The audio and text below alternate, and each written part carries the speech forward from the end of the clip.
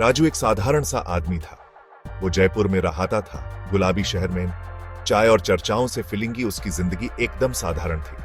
लेकिन एक दिन सब कुछ बदल गया। मुझे पता चला कि मेरे पास एक अजीब सी शक्ति है। मैं चीजों को हल्का और गायब कर सकता हूं।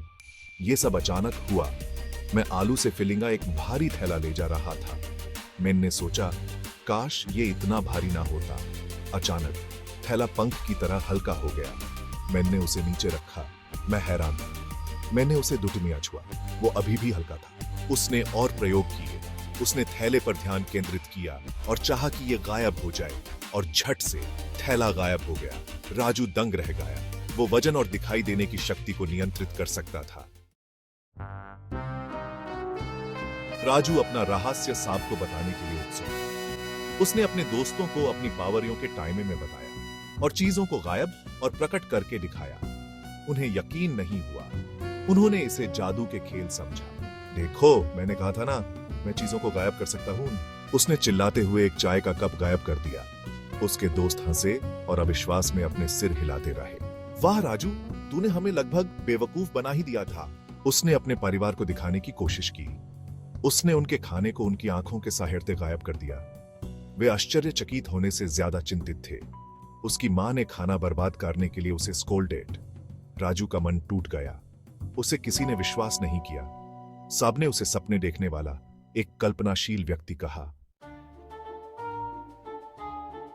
राजू, एक गुप्त शरारती का जन्म हुआ। उसने छोटी शुरुआत की। वो भीड़ फिलिंगे बाजार में किसी की पगड़ी गायब कर देता, जिससे हंगामा मच जाता, या फिर वो किसी रेहड़ी वाले की रेहड़ी को बहुत भारी बना देता, जिससे बेचारा आदमी संघर्ष करता रहता। उसे ये हानिरहित शरारतें बहुत पसंद थीं। एक बार मैंने एक दुकान से सारी सब्जियां गायब कर दी। दुकानदार हैरान रह गया, अपनी आंखें मलने लगा। पास में ही छिपकर मैं दिख रहा था और हंस रहा था। वो अदृश्य भी हो जाता और सिनेमा हॉल में घुस जाता, मुफ्त में फिल्म का आनंद लेता। उसके अदृश्य फॉर्म के आसपास बैठे लोगों को अजीब सी ठंड लगती और अचानक तापमान गिरने के टाइमे में सोचते रहते। एक दिन राजू अपने लोकल बैंक में था। अचानक अफरा तफरी मच गई। 3 नकाबपोश बंदूक लेवरियाते हुए अंदर घुस आए। वे चिल्लाए और सांप को नीचे लेट जाने का हुक्म दिया। डर से पूरा कमरा सहम गया। मेरा दिल जोर से धड़क रहा था। यह कोई खेल नहीं था, ये असली अपराधी थे। मुझे कुछ करना ही था। जैसे ही लुटेरे नकदी से बैग भर रहे थे, राजू एवरीकत में आ गया। उसने अपनी शक्ति को भारी बैग्सों पर केंद्रित किया और उन्हें भाराहीन बना दिया। लुटेरे संभल नहीं पाए और लड़खड़ा गए। उनकी बाहें ऊपर की ओर उठ गईं। फिर मैंने उनकी भागने वाली गाड़ी को अदृश्य कर दिया। लुटेरे भ्रमित और भयभीत भागे तो देखा कि उनकी गाड़ी गायब है। अब सतर्क पुलिस ने उन्हें आसानी से पकड़ लिया। लूट की नाकाम कोशिश की खबर जंगल की आग की तरह फैल गई। लोगों ने उस अनजान नायक की प्रशंसा की जिसने चोरों को मात दे दी थी।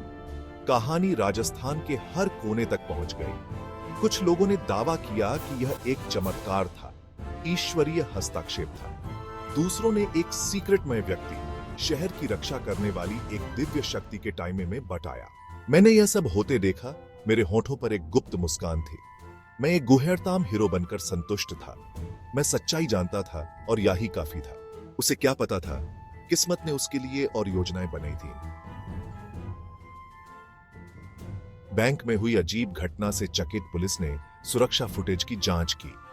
उनके आश्चर्य का ठिकाना न रहा जब फुटेज में लुटेरे भाराहीन बैग और गायब होती कार से जूझते दिखाई दिए। ज्यादा टाइमिकी से देखने पर तस्वीरों में लुटेरों के पास एक धुंधला पारदर्शी व्यक्ति दिखाई दिया। वह व्यक्ति बैंक में मौजूद लोगों द्वारा बताए गए राजू के हुलिये से मेल खाता था। उनके पास उनका हीरो था, असाधारण क्षमताओं और सब कुछ के साथ।